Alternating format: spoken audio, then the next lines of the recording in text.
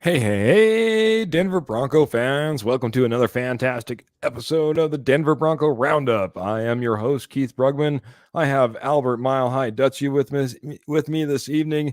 Also have Trevor Salzman, the Rocket Man, all to just bring you guys up to speed on Broncos country, as it is the Roundup, and get all you prepared for the Patriots coming up this Christmas Eve. Guys, we brought to you by the Rocky Mountain Sports Network and sponsored by Willow Seasonings and Blends. But before we go any further, let's say hello to Albert Mile High Dutchie. Albert, how you doing, sir? I'm doing very well. Good evening, y'all. It's going to be an exciting weekend. Of course, it is Christmas. And to top it off, a Denver Bronco game. And that should be a win for us, but we will go about it a little bit later. But yeah, it's an exciting weekend. Yeah, it's exciting. It's it's Christmas time, man. I've got my hat on. You got your hat on. Trevor didn't get the update, man, so he's not all dressed up for Christmas. It's okay, man. We'll get you in the memos. He's the kind of like the intern. We haven't got him in the email list. I'm just kidding. Maybe I'm waiting for Christmas Eve. Oh, I mean, we do have the game on Christmas Eve. Just saying. just saying. Or his hat is not coming yet. Yeah. Those Amazon shipments these days, guys. No, I digress. Albert, you're absolutely right. It's a fantastic time. It's Christmas right now. The Broncos are still very officially in the playoff hunt. So how can you not be excited? And like I said, got to be excited when you welcome in the Rocket Man, Trevor Salzman. Trevor, welcome in. Welcome to Broncos country. Say hello. Yeah, exciting year. Hopefully it's got to be better than last year, right? Because Christmas Day's game has to be better than last year. But Merry Christmas, Bronco country, and let's get a win. I mean, it's a very winnable game. Let's go. Yeah. Merry early Christmas. And I appreciate everyone that's jumping in here, being a part of our show, getting all warmed up, man. Hopefully you guys got all your presents all ready. Maybe they're not wrapped because you're like me and they're not all wrapped up yet. That comes in last second. It's okay. Hey, as long as the tape is secure right before they open it, I think I'll be okay. So, but hopefully you got all that all done. You got your family in place or coming in, and you got all your activities ready. And hey, we're with you here, as Trevor says. We're going to try to come to you on Christmas Eve post game. He kind of hinted towards that. Try to get out there. It may just be me and Trevor. I mean, there's a lot of people out there having a lot of plans, including Albert Mile High Dutchie. I want to jump into the comments, guys, into the posse. It's already blowing up in here, and we appreciate you guys so much. We got a fantastic Michael Ronquillo coming in here. Good evening, Trevor, Albert, Keith. And I said that completely backwards. I've been dyslexic today, but that's okay. That might be a real thing. Who knows? That being said, Michael, thank you very much for coming in here. Always a fantastic supporter coming in here and saying Merry Christmas as well to us. And, of course, with those orange and blue hearts that have now been followed with the clap it up symbol, because he knows there's also our good friends out there on the K&K show, and Kurt Valente, and he's always clapping it up coming in here. Maybe we'll see him in here as well, guys.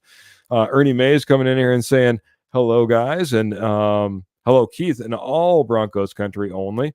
Well, thank you, guys. Ernie, and thank you very much for coming in here. Again, big claps coming in from Michael Ronquillo. I do got to say, guys, I'm going to catch up on some of these comments, and I think this is, well, I already know who it is. But I'm not getting your user ID in here, Clayton. But he's saying, hey guys, always a big supporter, Clayton, and coming in here and saying smash that like button and share, guys. Appreciate you so much. Yep, let's get that dub. And I agree. Boy, guys, getting lots of comments coming in here. Appreciate it. Jeremy coming in here and saying, sup, fellas, go Broncos. Always love to see you in here, Jeremy. Hope your Christmas time is treating you well. So it's been a while. I need to catch up, buddy. Graham's coming in here and saying good evening as well. Guys, we're going to go ahead and we're going to get right into it. What's up right now for our Facebook user? And I'll catch up on some names here in a second, guys. But what's up right now is we've got a big game coming up right around the corner, man. And I'll be honest, guys, especially maybe it's coming off of this last loss versus the Lions. It's one that I'm not taking lightly. It's one that I hope the Broncos are not taking lightly. And I think it could be actually a more competitive matchup than a lot of people are giving credit, especially in Broncos country. Albert, I'm going to head over to you first on this. I know that you're tracking some great comments that are coming in as well, but let's start on the offensive side of the ball. On the offensive side of the ball, what needs to happen as we get geared up, get ready to go versus New England on Christmas Eve? What needs to happen is the O-line needs to protect Russell Wilson and create holes for the running. Even although the Patriots are very, very good against the run, but that's the only way to wear a defense down. Keep running it, and then use the play action to move forward. Keep the defense on their toes. And the Patriots' defense is very, very stout. It's probably one of the top 3 defenses that we will see. But yeah, run, like somebody said, run. That's what we need to do. Yeah, Clayton coming in here completely agreeing with you, giving lots of run. And yeah, I got to just give a shout out to Graham, reminding him that he needs to wrap up those presents. Not a problem, man. It's okay, man. Let's get that done. We still have a little bit of time. So, Trevor, run. Obviously, protecting Russell Wilson should always be a big one, but is on the offensive side of the ball, is this a run-heavy scheme for you? I mean, I think that, you're talking about offense side of the ball for the Broncos? Yes, sir. I didn't hear you. Okay. No problem. Yeah. You know what? I think that it is, but I think that we need to see the passing game start coming into play as well, because the Patriots are so good against the run. We've seen this past couple weeks against teams that are good at stopping the run. They're good to stop and run. Denver has no counter arc. They're not any good in the passing game. So I think it's about bounce attack, and then I think you need to get the passing game going. You need to find a way. You can't go in the playoffs not having the passing game going and just having being a one-dimensional team on offense. Just run. Got to see both. You got to balance it out, and we got to see Russ have a good game. Got to see this team take care of the football. The offensive line, got to see them be better in pass pro. Yeah, 100%. And I'm going to agree with you, especially on that last point, because I'm going to go the exact opposite of what I'm hearing from Clayton. I'm going to go the exact opposite of what I'm hearing from Albert. And I'm going to fall a little bit more in line with what you were saying, Trevor. But I'm going to say that we're not going to be balanced. We need to be pass heavy in this game. I went back and I started looking at statistics. Last time a running back ran for 70 yards on the Patriots, that would be week 6 when Josh Jacobs went over 70 yards and barely. We do not have the running stable. I have not seen Javonte Williams be Javonte Williams of old.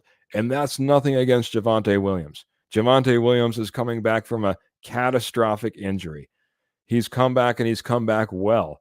But to have legs to go through a 17-game season and possibly into the playoffs after you've had to rehab and get yourself ready to go out there and hit the field is a lot to ask. I think we're starting to see where Pookie is starting to wind down.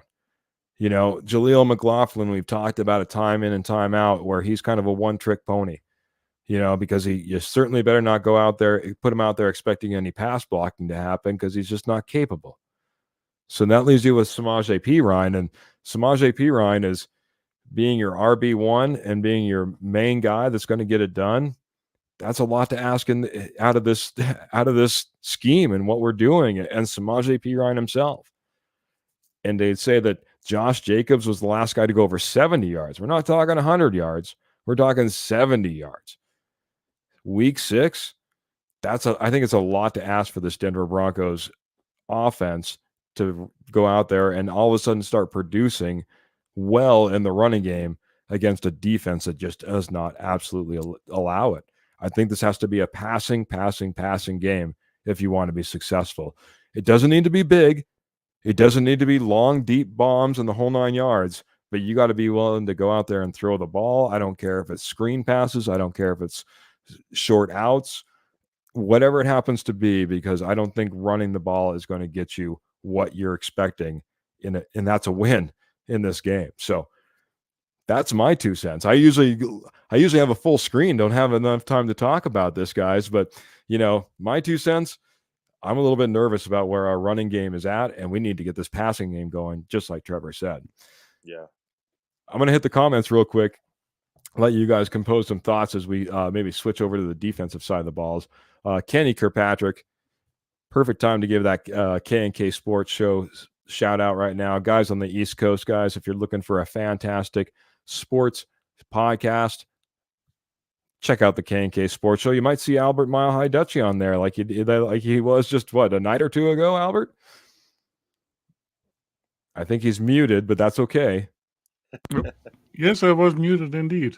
Yes. I was there last Wednesday, and it was a blast to be on their show. It's a really good crew there, and they're just like we see them as family, and they see us as family as well. So it's a great combination of 2 great podcasts. Yeah, K&K Sports Show. Check them out, guys. If I had to make one small plug, Wednesday, 8 o'clock, you'll be Mountain Standard Time. You're going to be able to check out a fantastic Denver Bronco podcast by Kurt Valente, the other half of the K&K Sports Show. But they got a whole cast of characters over there. Kenny's coming in saying good evening and Merry Christmas. It's awesome to see you guys. Brought Dutchy Claus with you this evening. Welcome, Dutchy Claus. I had no idea. And speaking of that other half, here's that Kurt Valente. What's up, boys? Merry Christmas to you all. Let's go. We'll be wearing my blue Russ Sunday night. Okay. His blue Russ jersey. That's what it is. Playoff game number 1 Sunday night. Let's go, baby. I love it. Michael Ronquillo saying we need to use wide receiver Jerry Jeudy and wide receiver Marvin Mims because the Patriots will take away wide receiver Cortland Sutton. We got Pearl coming in here. Pearl Heater, thank you so much for joining. Fantastic fan of the show as well, coming in here with a Merry Christmas. Michael's wanting to use Jaleel McLaughlin as a decoy. Possibly. Merry Christmas going out to the K&K show from Pearl as well. Anything else, guys? Anything else? I got one more. Oh, this is from Mr. Eddie Murphy, and he's coming in here and saying, hey, guys, how's it going? It's going fantastic, Eddie. We're just getting geared up on the Patriots. We're starting to talk a little bit about the offensive side, what we need to see. Albert wants to see a lot of running. Trevor wants to see it a little bit balanced. I want to see a heavy passing game. So we got a little bit of everything for everybody. It's a perfect, it's like the feast at Christmas dinner, a little bit of everything. You could just choose what you want there. So let's switch over to the defensive side of the ball and think about what we need to do against this Patriots offense. Roger, this is why I got distracted. Roger was jumping in here and saying getting Jerry Jeudy in some slant routes might be beneficial. Maybe we should talk a little bit more about this offense. One of the things I will say, guys, is this Greg Dulcich once again is going to be out in this game. Is one of those guys that's not going to make it back. Nick Benito looks like he's not going to be able to go. Besides that, Jonathan Cooper is back. I know we're talking a little bit more defensive guys, but getting over to that side, one target that we'd like to see, and one of the guys that could be doing those slants routes over the middle could have been Greg Dulcich, not out there. Looks like Jerry Jeudy might be a candidate, according to Roger. What are your thoughts, man? Is this a game where we could start to see Jerry Jeudy, get some traction and start to take off? I'm going to start with Trevor because you said we need to be a little more balanced. I'll bring it up to Albert to bring it up.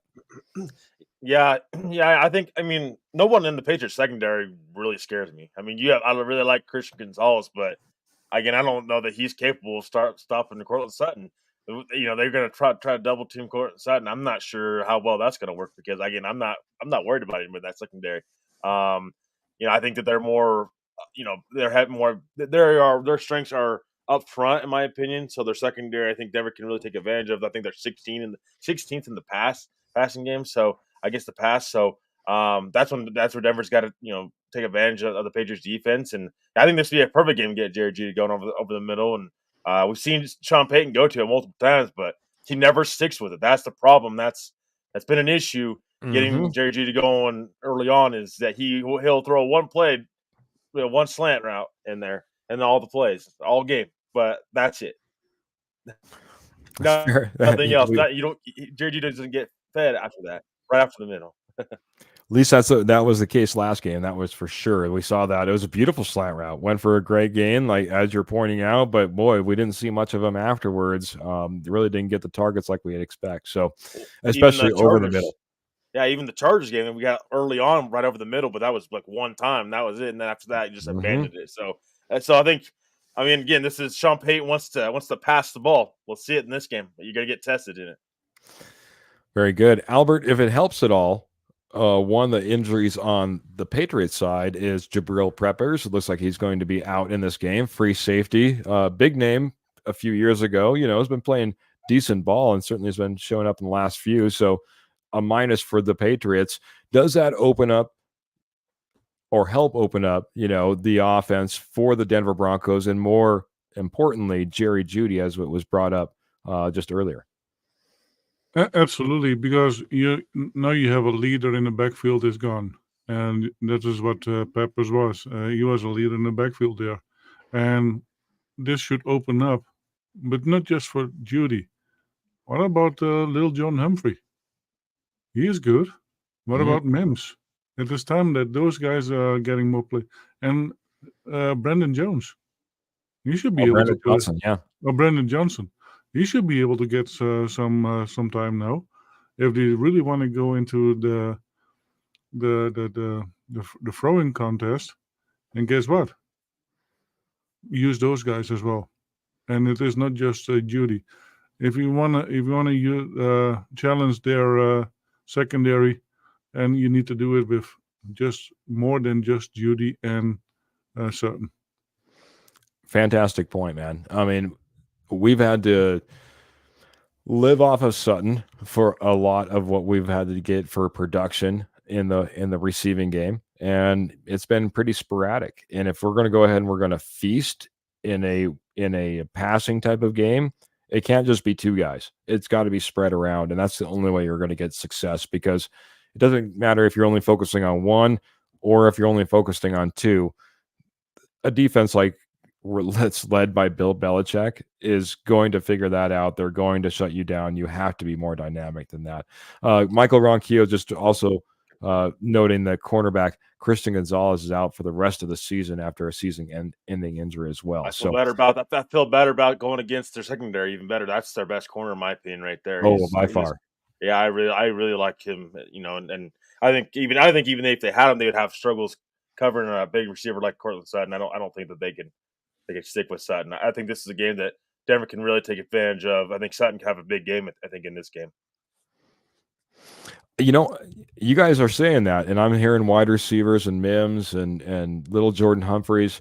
I still think there's a big opportunity for our running backs to be involved in this game, but they're going to be involved in the passing game. And you want to talk about, a good tandem of running backs that are capable of that. Well, we know Jaleel McLaughlin would be fantastic if you can get him the ball, especially outside the backfield, ball in his hands in space.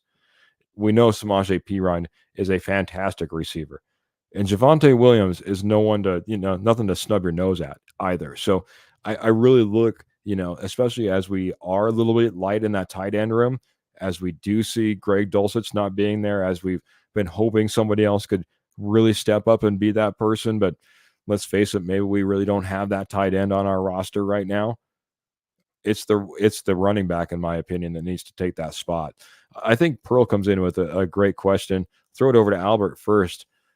Pearl saying, with the possibility of snow on Sunday, will it affect the passing game? What are your thoughts about the passing game? We'll start on the Broncos side. Will it affect the Broncos passing game if we have snow in this game? Absolutely. It will affect everybody. And especially if it is a decent snow, you have to look up and you get a snowflake in your eye. It will distract you. And it will affect everybody. How do I know? I played in the snow as a soccer goalie. And those little things will distract you for just a split second. And it absolutely will affect everybody. And guess what? You have a wet ball now.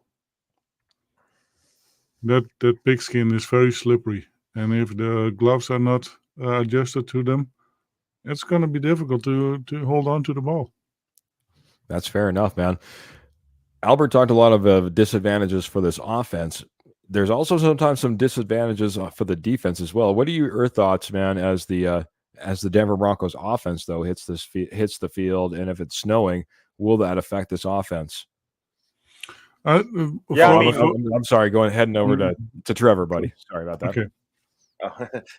No, I was gonna say, no, I think that definitely affects it. But again, that's why I think this game is gonna be so close, and it's gonna be a low scoring game, in my opinion, because of how the weather plays into it. Again, I don't know. 3 or 4 inches might be a little bit more than what I heard. I heard is maybe an inch or two, but either way, the ball's still going to be slippery, like Albert said. And but you have a team in the Patriots that is great stop the run, so you can't just go run heavy or anything like that. So you're still going to have to. You're going to be forced to throw the ball regardless. And this team, it's about time. You can make a playoff run. You have to have the passing game and the running game going. You can't just have one or the other. Teams are going to adjust to that like no other. You have to have both going, and the passing game has been really concerning all year. And so this is a game. This is a get right game in the passing game. So we definitely need to see it, and I think it's going to start up front with the offensive line for sure. Very good, man. We'll switch over to the Patriots here in just a second. I wanted to get into the comment board just a little bit more. First off, gotta say, before I even get to the comment, Mr. Sis is coming in here, and hey, exactly. Big happy birthday to Mr. Sis. We can't sing the happy birthday song. I don't want to get like demonetized or anything crazy like that. Believe it or not, that's actually a possibility. But that being said, super, super happy birthday to Mr. Sis. Hope you're doing well, sir, and so great to see you in here, man. So I imagine this is Clayton. With Jody, it is more about Peyton not getting him the ball or is Russ not looking his way? Ooh, good little question here. Let's just do this real rapid fire, guys. Try to keep it under 30 seconds. Start off with Albert. Is Jody not getting the ball because of Peyton, or is Jody not getting the ball because of Russ? No, it depends. Is Russ rushed? If Russ is not rushed, then Jody will get the ball. That's pretty. But if we have an O-line like how about we think about not this game, but so far this season? What is your opinion on this? It might be that Peyton does not see him fit in this offense. Okay, and it doesn't work. Thinking it's more coach than it is quarterback. Very good, man. I appreciate it, man. I would have let you elaborate more. I didn't mean to cut you off, but I appreciate the opinion. So, Trevor, head over to you, buddy.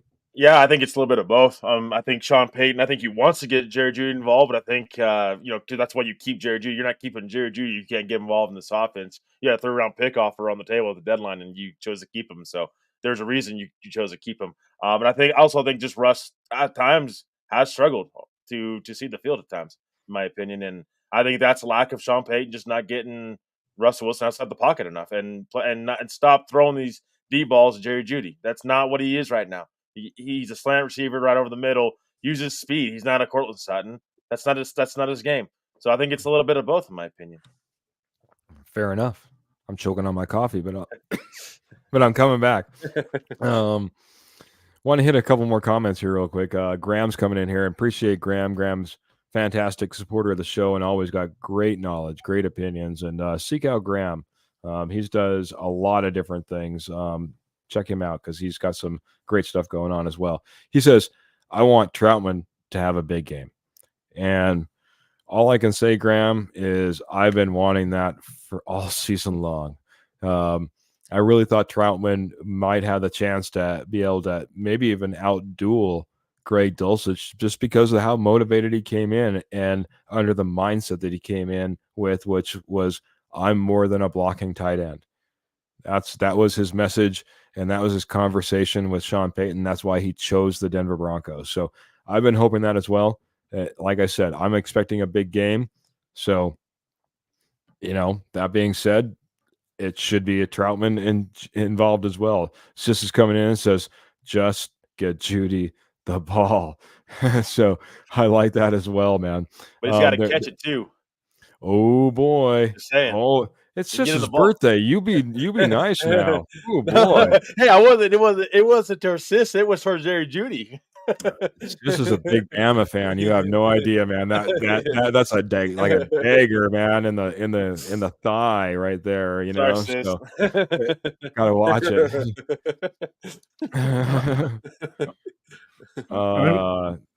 Go ahead, buddy. I think we might see some really good plays from Kroll. From who? That is Kroll, the tight end. From Kroll. Yes, absolutely.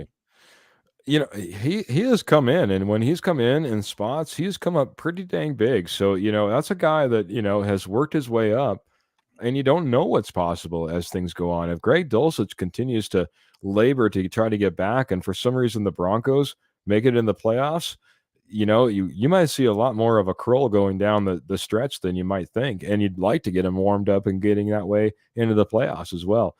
I got to give a big thank you to a friend of mine that's jumping in here. This is Dwayne Sidney, and I think that's the first time I've seen him jump in here. He's saying he's really impressed with how well this team has done since their awful start, and a big flex in there.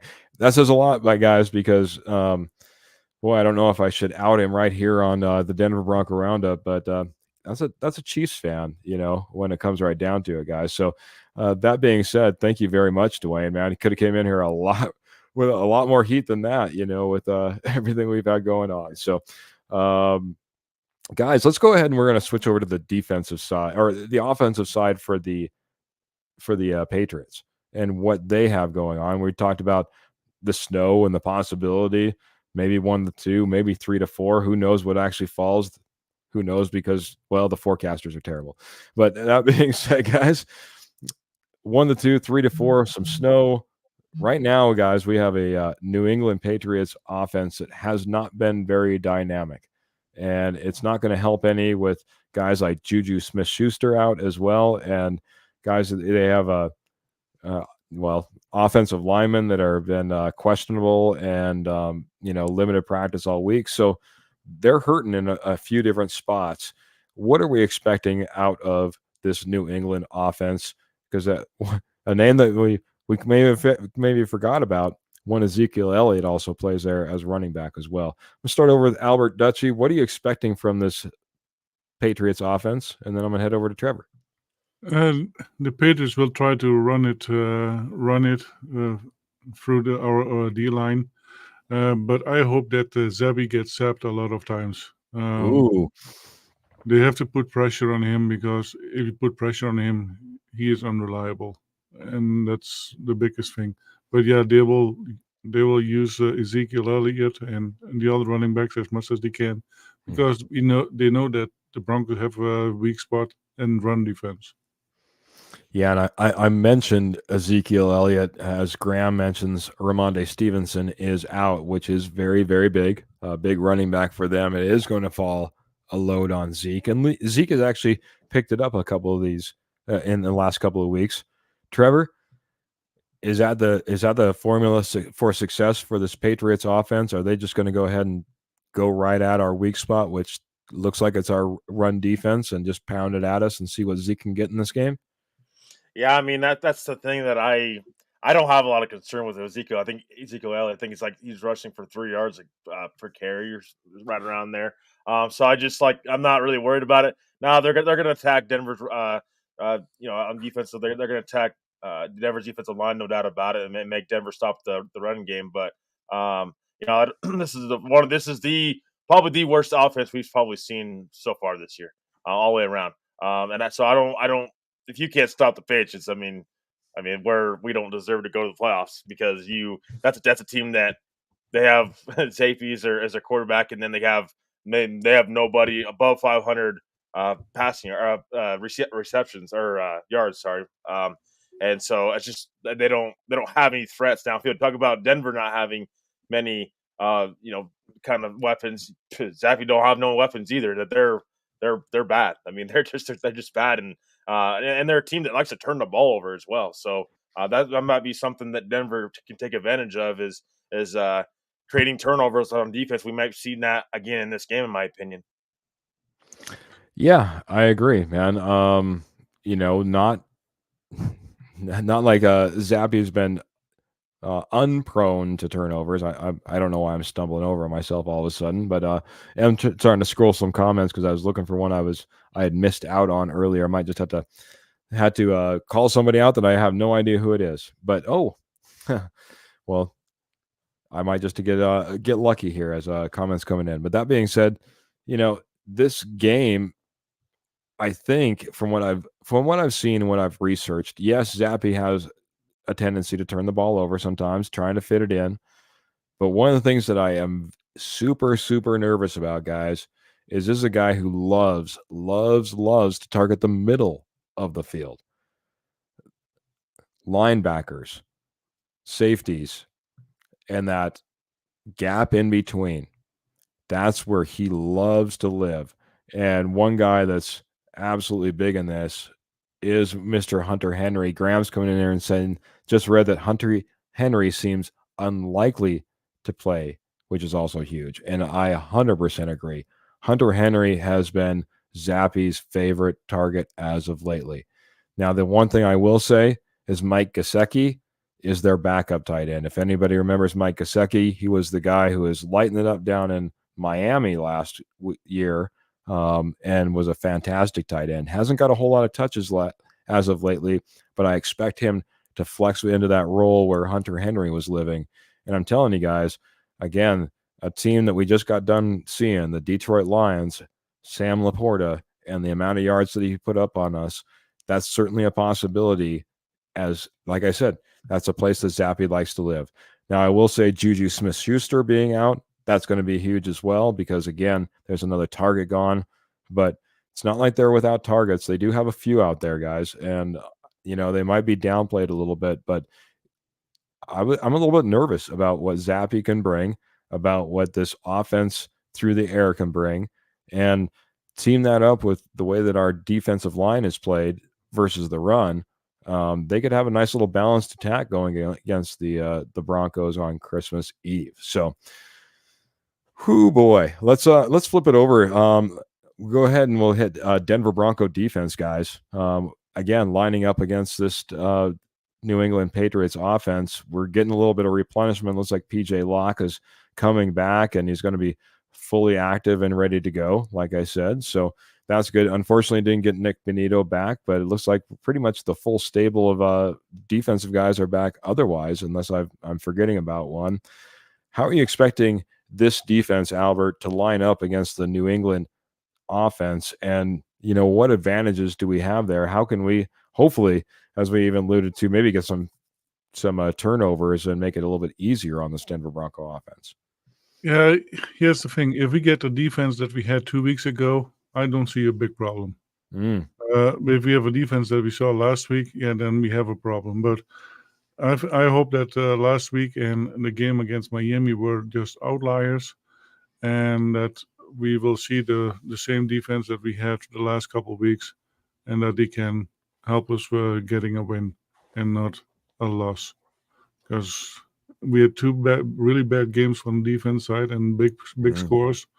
But I think they have come back to earth again a little bit, and I hope they will play much better than we've seen last week. Very good. Good point there too, man. It's not like we came off our best game, versus the Lions. So this is a little bit of a rebound. Trevor, how does the Denver Broncos defense line up against this Patriots offense? I know no one's scared of the Patriots offense. Maybe this is maybe even one of those sleeper type of games, even though we need every single one of them. That being said, I'm a little bit nervous, man. How do we line up? How do we get away with a win, especially on the defensive side of the ball? Yeah, I mean, I think that you got the pressure Zappy. You can't let him just sit back in the pocket and throw out will. You have to. I think one thing last week we didn't see is as much as getting after Goff and it really showed. And again, but I think it starts stopping the run first. You have to stop the run first because we seen last week with the Lions that when they get the run game going, it opens up the pass game a lot more. And so I think you have to, in particular, you have to just focus on stopping the run first, and then Zappy, take care of him when the time comes. But that's a team that they're going to try to take away Denver's momentum, and they're going to try to play to their strengths, which is run the football right now. And again, like you said, you have Juju Smith that's out, and Hunter Henry is out, so you have two pass catching threats right there that are out for them. So they're probably going to be try to go run heavy anyways, just because they don't have a lot of weapons to Zappy to throw to. So it'll be interesting to see, but. I think we'll match up well. I think for the most part we're pretty healthy. I think it's just going to be Jonathan Cooper and some of these other guys. Zach Allen. How can they get after the quarterback because you don't have your leading sack guy Nick Benito once again this week? So how can you survive another week without Nick Benito? I think it's going to be really clutch in this week and get important to getting a win and turnovers. We need to see this. And this is the week that we could see the Broncos defense getting turnovers once again.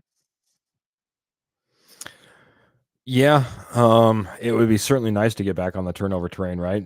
It's what really seemed like it spelled this offense into success. Sorry about that, guys. For anybody watching at home, throwing my laptop all over the place, my camera. That being said, guys, yeah, it'd be fantastic to get back on that track, and what a game to be able to do it. Zappy, like I said, is prone to try to force it into some spots. Like I said, he loves to go over the middle. He likes to try to force it in there. He loved Hunter Henry, so maybe that's only almost a deficit because I think he almost tried to force it to Hunter Henry too much at times, creating turnovers. So now his guy, his favorite guy isn't out there. I'm hoping that he's still willing to take those risks and isn't trying to spread around nearly as much. But I'm going to have to agree with you, Trevor, man. This is going to be a game that we need to get after Zappy. He doesn't do well under pressure. If he's allowed to sit back there, he can certainly take his time. And to that end, I think this is a game where VJ has to come back big, and he has to be able to scheme this up, and he has to be able to get pressure through different looks because this defense will get eaten up by Zappy, and that would be the worst thing in the world to see him just get eaten up if we're just coming with 3-4-man pressures and nothing else. So please, Vance Joseph, this defense, make sure you're showing up. It's going to be a tall task. I know they're going to try to pound the rock on us too, so we got to be stout there as well. But I got a question for both you guys that I want to get to. This could be a game that we see a little bit more of one, and maybe for the first time, I think, really another. What are your thoughts around one Sanders and one Riley Moss? And I'll start with Dutchie first. Do we see Sanders get more play time in this game, and is it the right thing? And do we see Moss finally get a play at cornerback in this game as we start going down the stretch, getting ready for the playoffs? Sanders definitely needs to be getting more time because he is a really sideline to sideline defender, and he can also rush the passer. So yeah, he definitely needs to get more in play. Riley Moss, I've not seen much of him right now with McMillan and PS2 doing really well. Yeah, maybe you can put him in there with a first down or something like that, getting a little bit action. But yeah, getting him there in slowly because you have to rely very much on McMillan and PS2 right now. And I think that's where they should keep it. Not going to get any disagreement from Graham because Graham's coming in here saying Jawan McMillan, 2 INTs incoming. Let's go. Like the idea on that. Kind of like Trevor was saying, getting that turnover, in our position, in our field. You know what I mean? Getting it in our possession, us owning the turnover battle.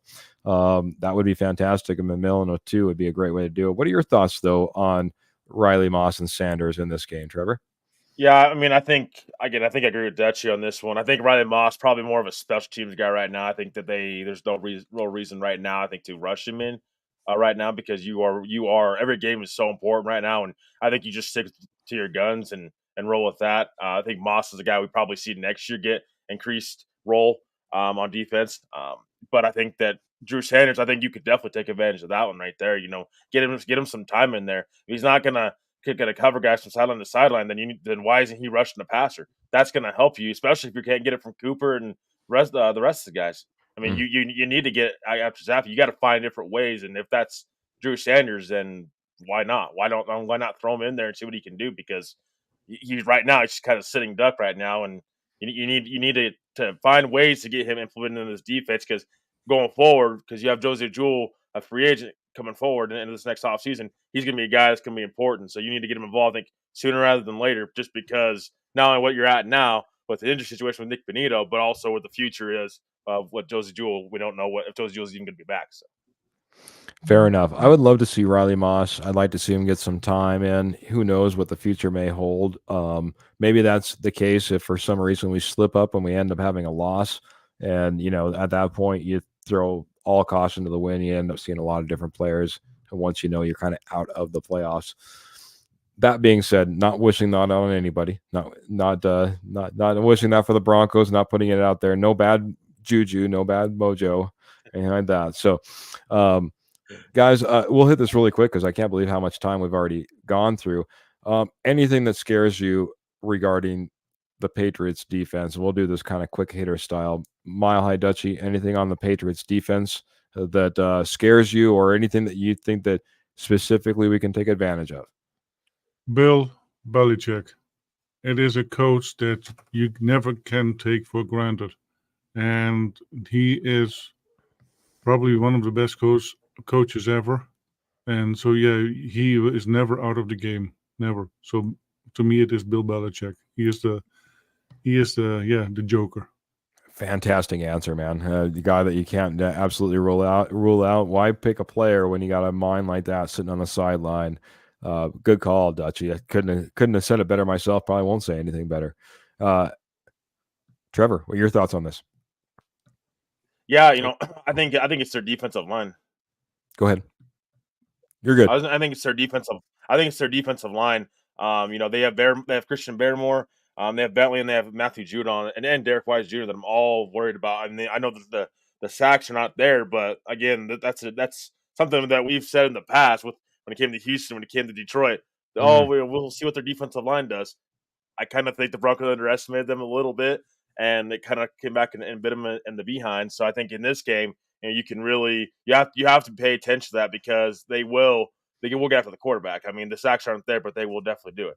And so I think that their defensive line that's kind of scared me the most. And again, that's this team that's really stout when it comes to third down efficiency on defense, and when it comes to red zone defense, they're really good. So it's a stout defense, and it starts with Bill Belichick, but that defensive line I think definitely helps with them kind of being banged up in the secondary a little bit. Going to go to a really, really early comment that came in, guys, because it makes sense now. And then I'm going to get a score prediction from you both. I'm going to start off with Albert on this one, though. Kenny came in and says a fun Christmas themed question for we all know naughty or nice. Well, who has to come off the naughty list for the Broncos and have a nice performance on Sunday for the Broncos to win Sunday night? He says, mine is easy. It's McGlinchey and Powers.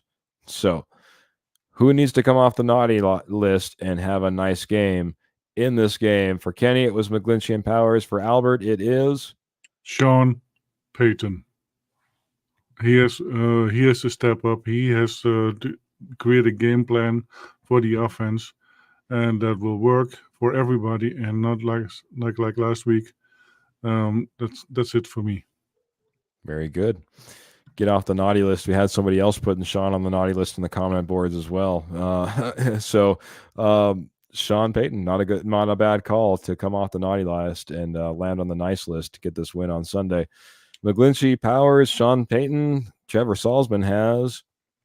I think it's Russell Wilson. I mean, I think that Steve heard. This guy's taking heat all week long.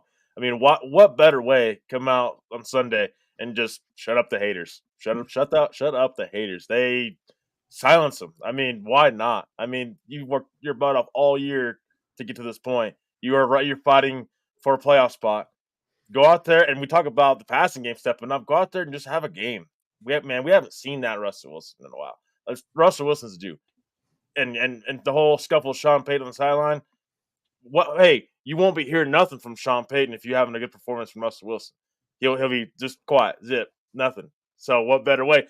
We talk about Russell Wilson being vocal. What better way to do it than on the field? Show your performance.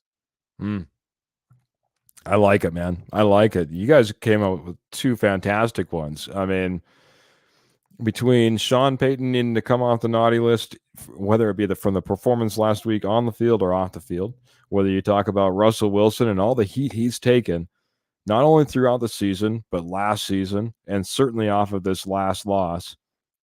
A lot of heat coming down the stretch. Boy, man, a couple of good ones, guys. I'm gonna go completely off the board then, since you guys took all the good ones. If for some reason, and we had it mentioned earlier, we'd love to see PJ Locke getting the start, but guess what? There's always a possibility of Kareem Jackson hitting the field. And talk about a guy that needs to come off the naughty list and land on the nice list if he's out there playing. We can't have Kareem Jackson landing on the Roger Goodell's naughty list if he ends up getting any action in this game. So that being said, I'll take the easy one. Someone who's been significantly naughty according to the NFL this year, Kareem Jackson. Don't go out there and be naughty on Christmas Eve and cost us anything if you happen to get any playing time, man. Make sure you're on the nice list, and if nothing else, make sure you're out there supporting your coworkers, I guess is the best way to put it. Your other players, go out there and take care of them. So, Michael Ronquillo saying his naughty and nice needs to be a wide receiver, Jerry Jeudy. Pearl's coming in and saying VJ has to come off the naughty list. That's one to be said right there. We got, and luckily, I think I remember this song, so Patrick's going to be able to help me out here. Luckily, I'm helped out by Patrick's, but he's saying aloha, boys, mele kaliki maka to all Peyton just being a coach. We need to stop looking for drama. He had nothing. We have had nothing but for the last 7 years. So this is almost like a Thanksgiving post. Be thankful. Be thankful for a Sean Payton at the same time. So Roger needs to come in here and saying Wilson needs to make sure not to hold on to the ball too long. Get to his reads quickly. If it's not there, throw it away. Pearl Heaters coming in saying Russell Wilson just had his fourth child, and Russell Wilson respects his teammates. Absolutely, 100%. And yes, we haven't called out enough congratulations this season for all the players and all the accolades and everything else. But Russ and Ciara, congratulations on your child. I'm very happy for you. So glad that you brought a beautiful baby into this world, and congratulations to you both. Congratulations to your family. So that being said, Ernie Mays is getting us started on some score predictions, guys. Time for score predictions. I'll reverse it this time. I'm going to go ahead and I'm going to start off with Trevor, end up with Albert, and then I'll round it out. Yeah, I'm going to go 14-10 Broncos. I think this is a really low-scoring game. I think the Broncos defensively, I'm not worried at all about the Broncos defense. I think this is going to be a great opportunity for the defense to have a bounce-back game in this one. I'm worried about the offense, and I've been worried about the offense for most of the season.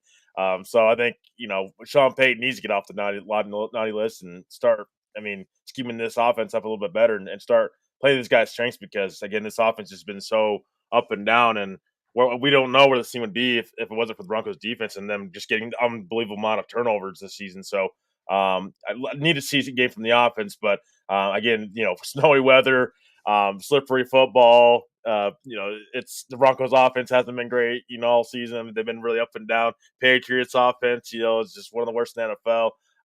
Broncos being able to get a couple turnovers. I think it'll be that low scoring game. But I think the Broncos will win this one 14-10. 14-10 prediction from Mr. Trevor Rocketman Salzman. Appreciate it very much. Ernie Mays coming in with the 21-12 and a very close prediction to yours. Jeremy Dressler coming in with 14-9. I'm going to get Albert's prediction, and then I'll hit the comments and get some of these other ones coming in as well. Well, if the Patriots offense is so good, I say 21-zip. Yeah? 21-zip. If their offense is that good and our defense is playing like they normally do, they will hold them scoreless. 21-zip. 21-zip for the Broncos, though. Yes. Oh, boy, the way you were saying that, I think me and maybe a few others were thinking that you were calling for a 21-0 loss. You said, I started with if the Patriots defense of offense is so bad. Very good. I think you said so good, and I might have to drop the flag on that, like they say on the commercials there, and do the rewind. You had my heart a beating there, Albert. Albert's Mr. Positivity. I like it though, man. I would love to come out with a 21-0 win. That would, I think, do a lot for our defense to get on that rebound, and our offense putting up 21 points wouldn't be nothing to snub our noses out either, especially the way this game is looking to be played in this maybe terrible weather. It was Pearl that was coming in here and saying the wind could be coming in pretty big as well. So Kenny's coming in here and saying 13-9 if it snows during the game, 17-9 if not. Either way, the Broncos win. I like it. Pearl's coming in here and saying just win. I admit this game worries me. I'm right there with you, Pearl. I was back and forth on this. Roger's coming in. Appreciate you, Roger, coming in saying 17-13 Broncos. Lots of those low-scoring games. Graham's coming in with a 16-7 prediction. Man, we're going to have to go back through and see how many of you guys were close, right? I mean, we got a lot of predictions coming in tonight. I appreciate it. So Michael Ronquillo, big score of the night, 24 Broncos, 21 Patriots. Broncos still come out with a win. He's saying snow is going to match the snow-capped white helmet. Yes. Yeah, we're going to be breaking that out as well. I thank you for the reminder on that, Michael. Thank you very much. Throw the challenge flag, says Graham. So it sounds like you might be in trouble there, Albert. Oh, boy. That's okay. But make sure you review it first. There you go. There you go. It was within the 2 minutes. You cannot challenge it. Oh, wow.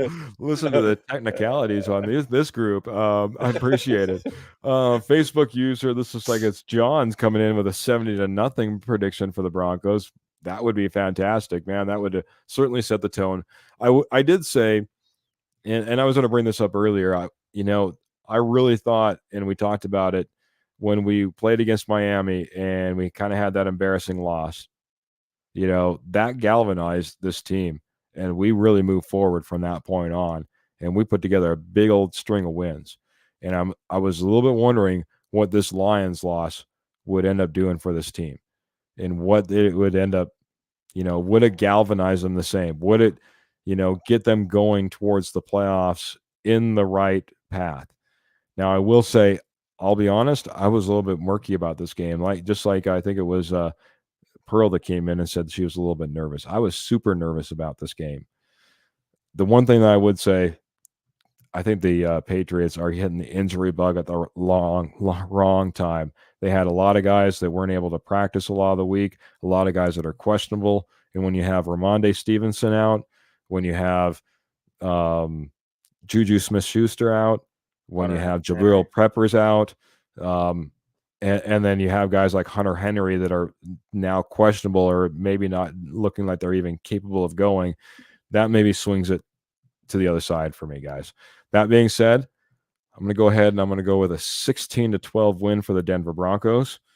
Broncos are the only one that puts up a touchdown in this match, but it's a lot of field goals otherwise because of the weather and everything that comes rolling in. So may not be the most exciting game of the weekend, but it'll be a Broncos win, which will be exciting for all of us if we all guessed right, guys, which is fantastic. So, guys, we're up against it, and we have like two quick topics, so I wanted to hit it real quick, I guess. So maybe we go a little bit longer. Who knows? So put this in the ad, guys. Start off with Albert. Albert, who has been as we roll into Christmas, as it's Christmas time, presents all around, hopefully for everybody. Hopefully you all get something here in a few days that you've been hoping, wanting, and loving. And it's always the thought that counts. But taking that out of consideration, the thought that counts, who has been the best gift for the Denver Broncos this season? This season, Albert. No question about it for me. It's all pro Quinn Miners. He has been one of the top right guards in the entire league, and what he does for this team in this O-line is tremendous. He is the biggest weapon on the O-line that we have, and he is excellent. For me, it is Quinn Miners. Nice, man. Been a fantastic gift for us on an offensive line that kind of struggled, especially on the guys that we paid the big contracts to. Ben Powers, I expected to be a huge guy on this offensive line and really show the way. Hasn't been necessarily that guy, and McGlinchey has been no better. Miners has been the rock steady guy on this offensive line, and what a gift to have him. Fantastic nomination. I like it, Albert. Trevor, who has been the gift for you for this Denver Broncos team this season?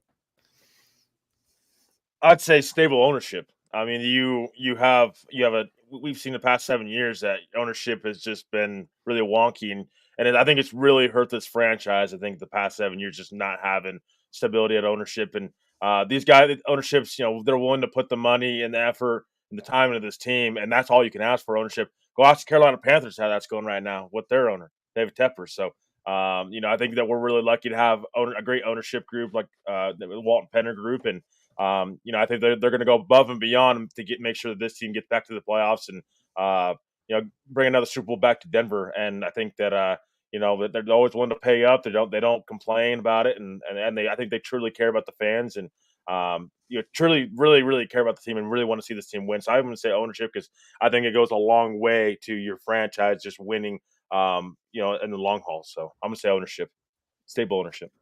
Wow. Going big picture, picking ownership. I'm going to go a little bit more small, a little bit more detailed. I came on this show preseason, guys. I went down to training camp. I was watching everybody play, got the chance to, interact with a couple of players from time to time, which is always super cool. And I was super high on Damari Mathis. Guys, Damari Mathis was not the guy I expected him to be. He was not the guy the Denver Broncos expected him to be. But one fantastic gift that we got in return is one Fabian Moreau. Fabian Moreau came in here, an outcast of the Giants, an outcast of the Falcons. A lot of people didn't think that he was much of anything when we signed him to this, to the Broncos, to a contract. And he has done nothing but step up and play opposite of PS2 and do, for all intents and purposes, a phenomenal job week in and week out. We're all going to have our mistakes. We're all going to have slip-ups.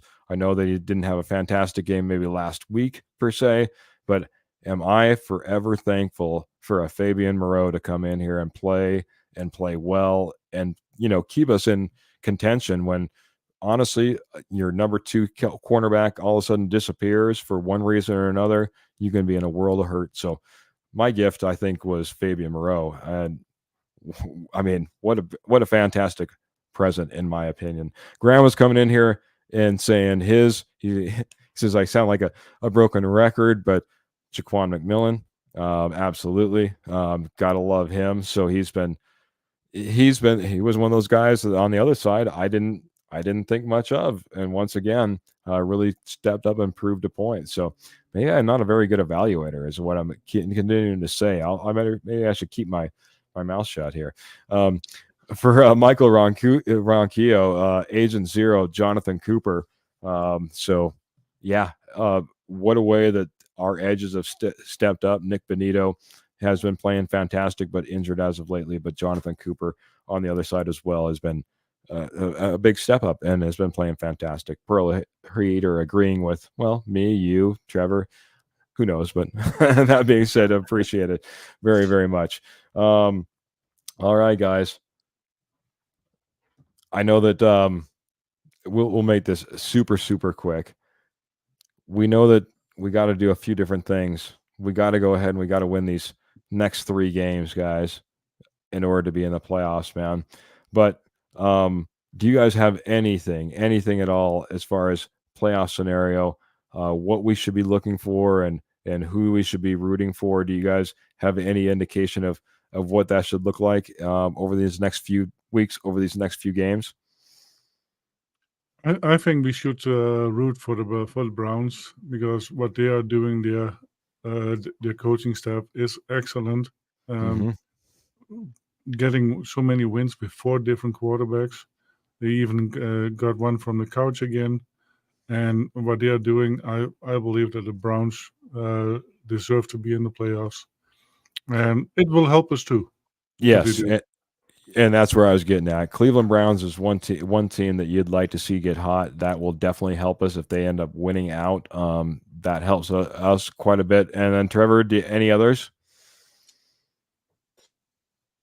Yeah, I mean, yeah, I think you can go down the board. I think anywhere from Cincinnati, I think to Pittsburgh. I think you can go. I mean, all those teams. If they can find a way to lose out, then Oh yes, that'd be great. But I think that again, it doesn't matter if the Broncos lose another game. So I think they got to take care of their own business the next 3 games, and again, let the chips fall where they may fall. But you finish 10-7. I think if we go back to the preseason and we say, "Oh, you will finish 10-7 in the regular season," I think a lot of people would take that. So, I mean, whether or not Broncos make the playoffs, I mean, we hope so. But again, yeah, 10-7 season, I mean, that's a positive season to me. Most years you will take that. So I just think that again we can watch these games, and of course we're going to open for other teams to lose and whatnot. But I think just the Broncos need to take care of business and focus the game in, one game at a time and take care of business. Because again, if they lose out one of those next 3 games, it don't matter. More than likely, anyways, they're probably not gonna. They don't have a great chance of getting in. So I think just take them taking care of business and the chips fall when they may fall. And hopefully a couple of these teams lose out. But again, you're gonna have to. We're definitely gonna have the football gods on our side in this one. yeah. We need a little bit of help, but winning out is what we absolutely need to do. The one thing I was going to point out: the Browns and Indianapolis. Those are the 2 teams that I think you should be necessarily rooting for. It probably gives us our best chance. So if you're looking at those scenarios as we go down the stretch, guys, those are 2 teams I would watch for. I know that we're up against the clock, but it's been too long, guys. It's been way too long. I don't even know if I can. We've had so many. Oh yeah, it looks like it's all queued up and ready to go. We've had so many changes on our StreamYard. By the way, guys, perfect time maybe to take a small break, guys. I want to talk about a couple of things. If you guys did not know, available now, Denver Bronco Roundup uploads right up after the show gets done. You can now take the Denver Bronco Roundup on the go. Take your favorite podcast on the go. That's right. You can go on to Apple Podcasts and download the Denver Bronco Roundup. You can head over to Spotify and download your Denver Bronco Roundup podcast, guys. Fantastic news. Hope you guys enjoy that. I've been waiting for it for so long. I know that as great as YouTube is, as great as Facebook is, being able to take it on the go is fantastic. So hopefully you guys enjoy that. Guys, just a couple of quick shout outs. I just want to do super lightning quick. I'm not going to keep you bound up because I want to get to a couple other things. Guys, we talked about at the top, we're brought to you by Rocky Mountain Sports Network. Rocky Mountain Sports Network is your hub for all your Colorado sports needs, guys. So head on over to Rocky Mountain Sports Network, whether it be on Facebook, YouTube, or X. And of course, make sure you're checking us out on our website, Rocky Mountain Sports Network, RockyMountainSN.com. That's RockyMountainSN.com, guys. Appreciate it so much. Again, all your Colorado sports, whether it be Broncos, Avalanche, Nuggets, or Rockies, all covered by the Rocky Mountain Sports Network. And then Willow Seasonings and Blends, guys. Willow Seasonings and Blends has been our fantastic sponsor all year long. They've been giving you savings all year long. This is a fantastic seasonings and sauces company based right out of Colorado. They are a veteran-owned company. They are a Denver Bronco loving company. They are Blue Ribbon award-winning right out of Kansas City, guys, the hub of barbecue land. And I'll tell you what, guys, you head on over to willowseasonings.com, get yourself all loaded up in your checkout basket with all the fantastic selections they have in sauces and seasonings. And then you type in code DBR 2023, 2023, like the year we're almost done with, DBR 2023, and you're going to save 15% off your checkout, and you're going to donate $1 to a family in need, or I should say Willow Seasonings is going to do that for you. So guys, check out Willow Seasonings. Really appreciate them. They've been a fantastic sponsor all year long, and well, they're a fantastic product. I use them all the time. Guys, like I said, it's been too long. I hope he's all queued up. I hope he's all ready with some knowledge, because I want to do this because it's Christmas time. Time for some Knoppers knowledge, everybody. I can't wait. Hopefully you're ready. Here.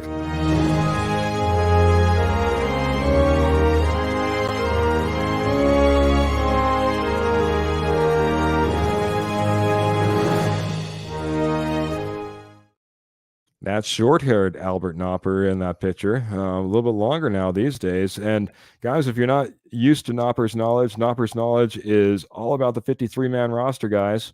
So what Albert does is he's going to give us clues. We're going to try to guess the guy on the 53-man roster. And boy, if you win, it's 1,000 Albert bucks that is worth absolutely nothing and redeemable on a website that we have yet to create.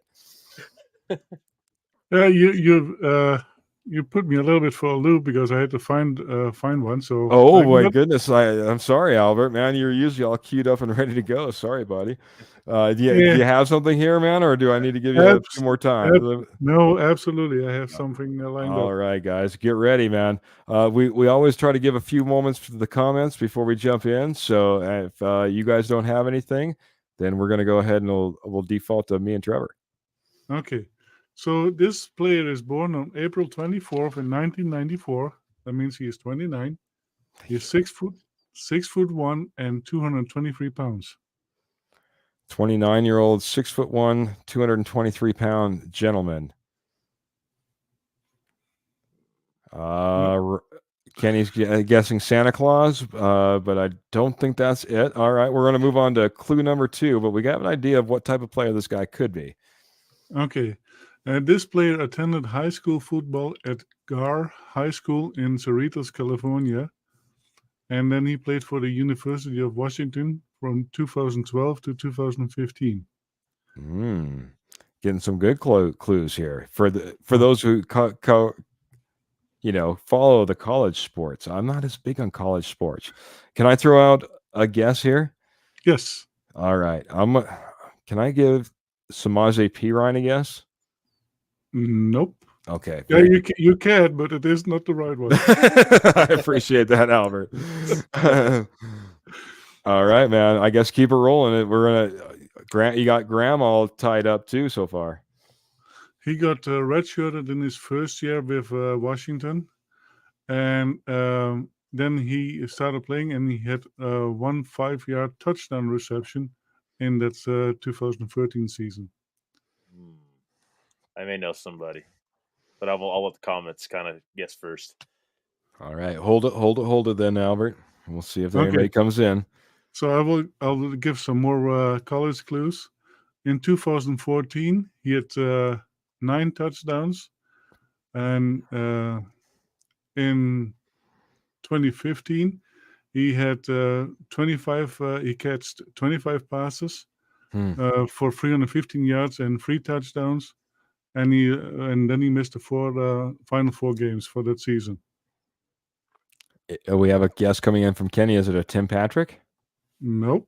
Not a Tim Patrick. Okay, now I will start with the NFL. All right. Trevor, do you have any guesses? You said you thought you had one. Yeah, Dwayne Washington. Ding, ding, ding, ding, ding, ding. Oh, very nice. Well done, Mr. And even held out, man. First one. I got the first number knowledge ever all season long. That's the first one I've gotten. That's all right. And you barely beat out Roger. Roger came in with it, man. So appreciate it, Albert. Thank you very much, man. A little bit of Knoppers knowledge. Congratulations to Trevor. again, we'll be looking for that catalog. As Roger said, he's waiting for his as well to redeem your Albert bucks. And congratulations to Roger as well, man, because he came in there, like I said, just right at the end, almost beat you out, man. But good Knoppers knowledge, man.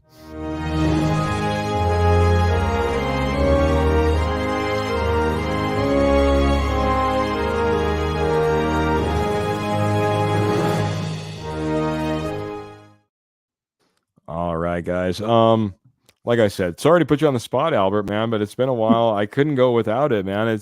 I needed my Knoppers knowledge fix, man, and you certainly brought it. That was one heck of a name, though. I mean, talk about like a name that a lot of people wouldn't know and recognize. That was pretty good for him to be on the spot.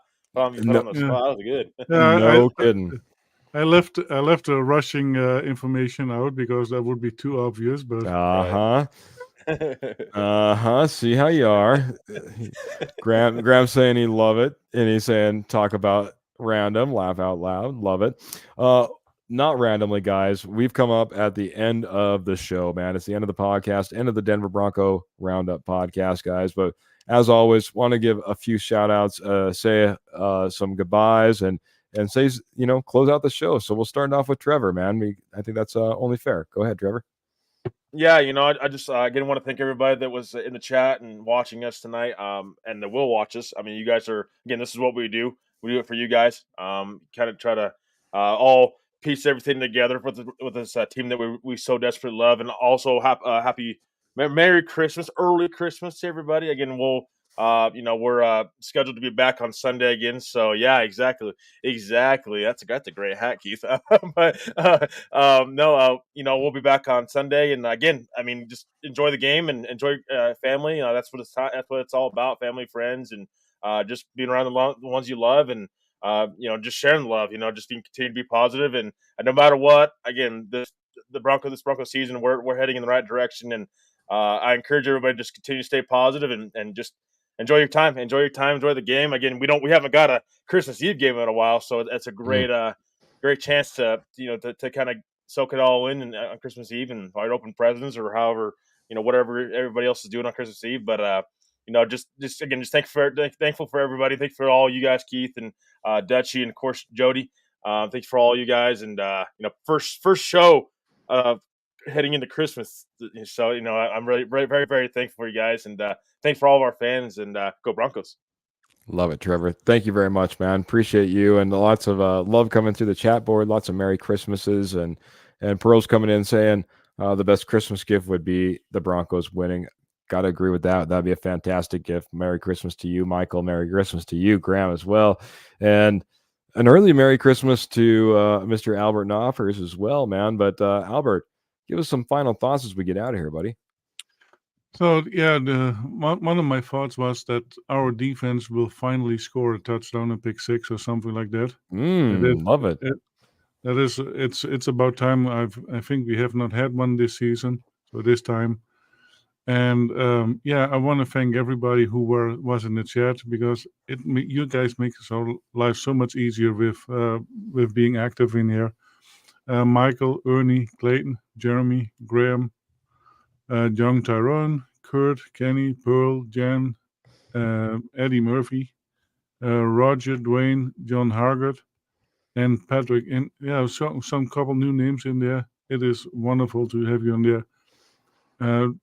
Watch the K&K Sports Show, because they do an excellent job there as well. And we see them all as family. And one of my biggest family Christmas gifts is to celebrate it with family, and I'm watching a Broncos game. And if they win, that would be the cherry on top. I would say vrolijk kerstfeest, iedereen. And by the way, the song that you hear, the music you hear with Knoppers knowledge, that is the Dutch anthem. Oh, I snuck it in. Most people don't know that. That was going to be like Denver Bronco Roundup folklore. You know what I mean? But now only the few people who stuck around actually know that, or took this podcast on the go with Apple Podcasts or Spotify and listen to the end. Kenny saying, Rocket Man, speaking for many, you fit right in and feel like I've known you for years. So Lots of Appreciate love it, Kenny. coming there. Jeremy's coming in saying, thank you guys. Merry Christmas and go Broncos. And Graham saying, appreciate you guys. Well, guys, that's what I was going to get to. Pearl said the best Christmas gift would be the Broncos winning. That would be a fantastic Christmas gift. But I'll tell you what, the biggest Christmas gift for me has been every single one of you guys. Every single one of you that have come in and supported, been part of this family, been part of the posse, have liked, shared, subscribed, done all those fantastic things we've asked you to do, have been part of us, quite honestly, been part of the Denver Bronco Roundup. You're just as much as part of this show as we are, and you guys show up and show out week in, week out, podcast after podcast. We're now doing 3 a week, guys, and you guys just continue to be here and support us. And man, what a gift that has absolutely been to me, to us. And guys, wouldn't go without saying, I wish Jody was here, because Jody is absolutely part of this. I appreciate every single one of my co-hosts on the show. So Jody, who's not here, Albert, who certainly is, and Trevor, who certainly is, what fantastic gifts you have been to me and for this podcast. Appreciate you guys a ton. So guys, we do got to get out of here. We do have plans to be going live after the Denver Bronco game, after New England loses in Mile High. There's maybe a little bit of projection there. We plan to go live, guys, and jump in here and be part of it. Hopefully you guys can jump in and be part of it as well. I know that everyone has big plans and lots of things going on. Albert has too much going on. Doesn't sound like he's going to be part of the show, so we'll miss you, Albert, and please have a fantastic Christmas and a wonderful Christmas Eve as well. I guess other than that, guys, like, watch for that show. Again, we do that always a post game. We do our pre-games typically on Friday, and of course, like you're watching right now, and of course our OG show on Tuesday, guys. We're going to go ahead and we're going to get out of here. Thank you guys so much again for being part of the show. We appreciate you guys so much. And by the way, I've seen this shout out on a couple other podcasts. I know this is a time of joy and celebration. This is also a time where a lot of people have struggles, and sometimes they feel like they're alone. You're not alone. We have you guys. You have us. We have you. Feel free to reach out, guys. And like I said, heck, we're going to be right back on here Christmas Eve. Jump in the chat. We'd love to have you in here, guys. So that being said, really rings true with what I say leaving out of here, guys. Remember, guys, keep your feet in your stirrups, keep your guns in your holsters, and keep the Broncos in your heart. Until next time, guys, we're going to get out of here. Have a great night.